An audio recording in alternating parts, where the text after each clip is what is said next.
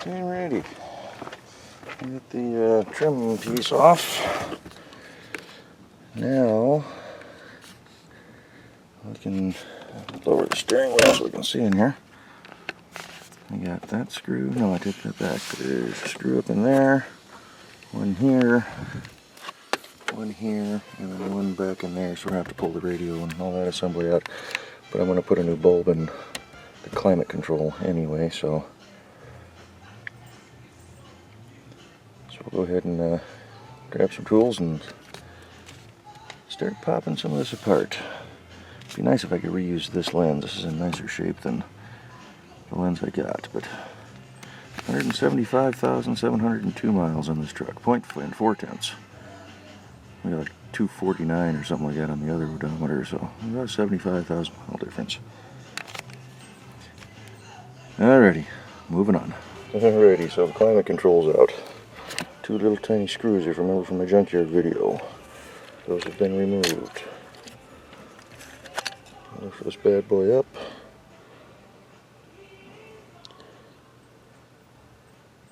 I can't tell if those bulbs are blown or not.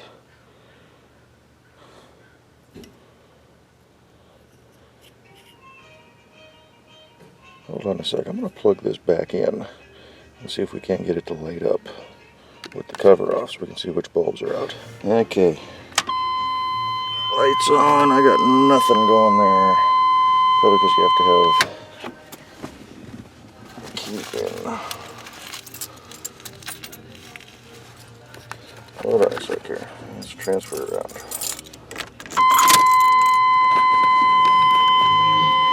Turn that down.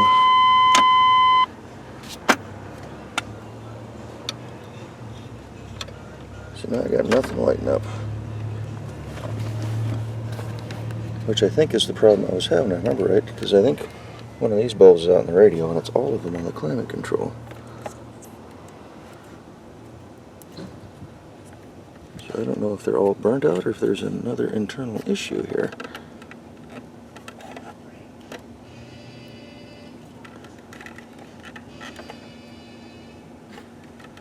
Which I can't see. Okay, so we can see the LED working, but the bulbs are not. Let's try swapping one of them out and see what happens.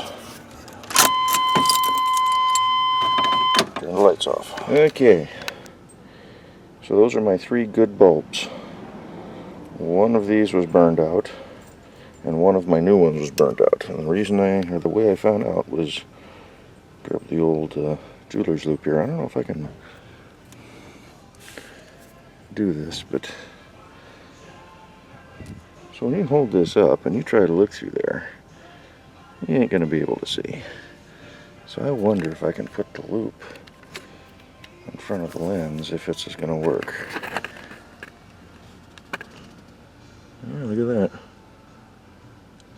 I don't know if you can see the filament busted. I can't quite see it on the screen, but there's the other one. That's pretty cool. 10 times magnified. So anyway, let's plug her in and see if we got any lights. I don't know if just having one was enough to cause the circuit to go out for illumination. Let's find out. Alright, key in, run position, lights on, still nothing. Huh. There's some other issue in there. Well, I'm not going to push it any further because, well, frankly, it's 30 or 20-year-old truck and it's just not quite worth it.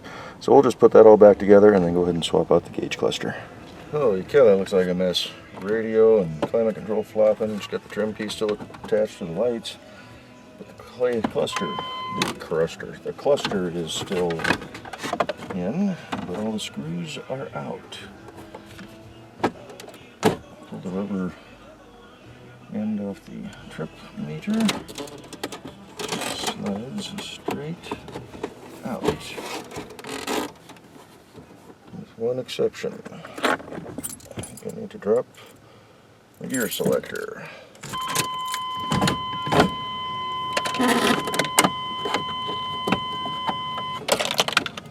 Oh shit, there goes the screws down the vent. Oh yeah, okay. You gotta get underneath here and pull the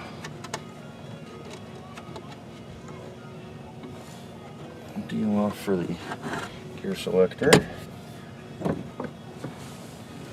Fish my screws out of the vent.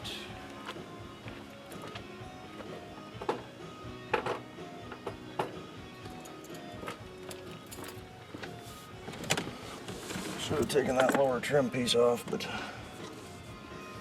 I don't want to. That's got to go.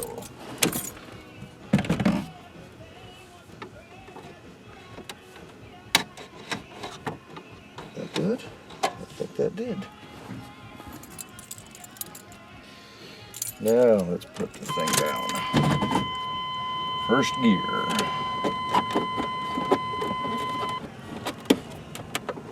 What are we catching on now?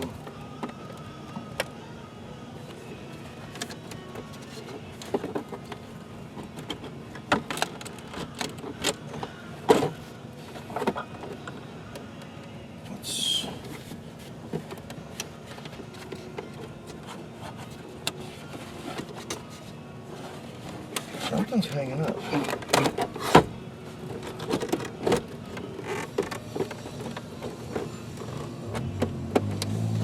Oh, it's still the selector deal. I thought we had that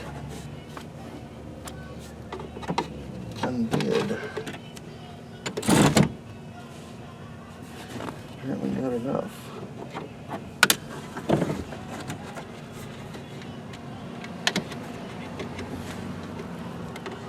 That or it pulled itself back on.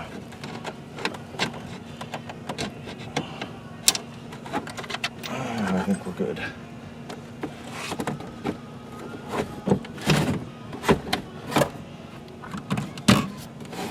There we go.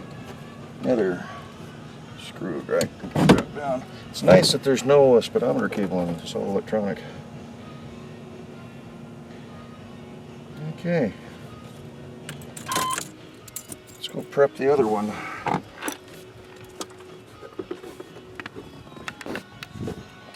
It's all electronic. I know I got a couple of... No, this one I think I don't have any lights out. I don't know if the other one works or not. But, yeah, let's move on and prep the other one.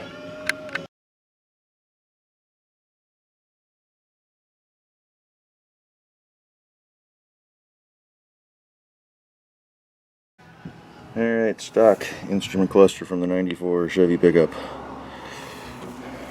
The one I pulled out of the 93. I just think it's a cleaner looking setup. And I like the tack. Unfortunately, the lenses aren't interchangeable. There's your trip odometer reset. And this one's way down here. So same issue I had with the Jeep, I had to swap them around, but I did get some good cleaner and polish. So we're going to try to clean up this lens because the original's in a lot better shape, but it's okay. Hopefully all the gauges work. We'll check the bulbs, at least pull them out, see if they burnt or anything, and we'll go from there. Let's get this bad boy, well, it's already apart. A lot of dust in there we'll be cleaning out too. Alrighty. Took it apart, brushed off the whole gauge face, polished up the lens. You can still see down there it's a little scuzzy, but maybe we'll keep our eyes out for a clean lens sometime.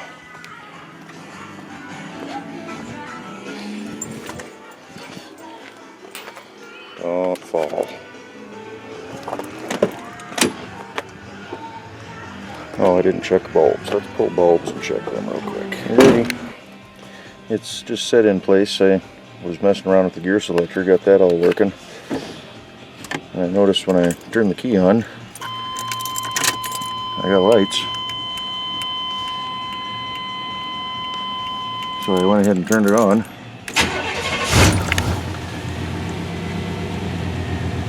It's interesting that the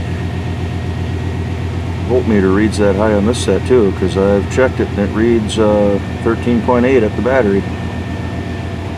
I figured it was just the gauge on the old cluster, but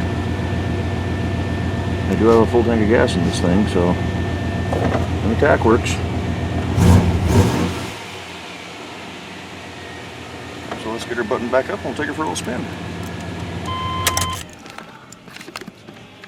Well, she's all back together now. I got all sorts of gauges up there.